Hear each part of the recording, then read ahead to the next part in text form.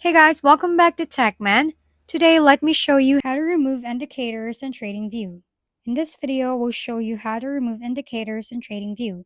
First, log into your account and open your full view chart.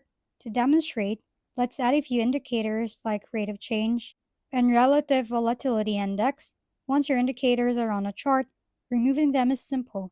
The first method is to right-click on the indicator you want to remove. Select Remove from the drop-down menu. It's that easy. For multiple indicators, add few more, and look at the left-hand side of your screen.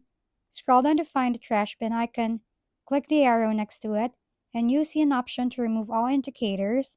The number shown corresponds to how many indicators are currently active. Click it, and all indicators on your chart will be removed instantly, saving you time and keeping your chart clean. Remember, you can always add new indicators afterward or customize your chart character to suit your trading strategy, making your workflow both efficient and organized. If we've been helpful, kindly give us a thumbs up and don't forget to hit the subscribe and bell button for more contents. For any questions and suggestions, comment down below.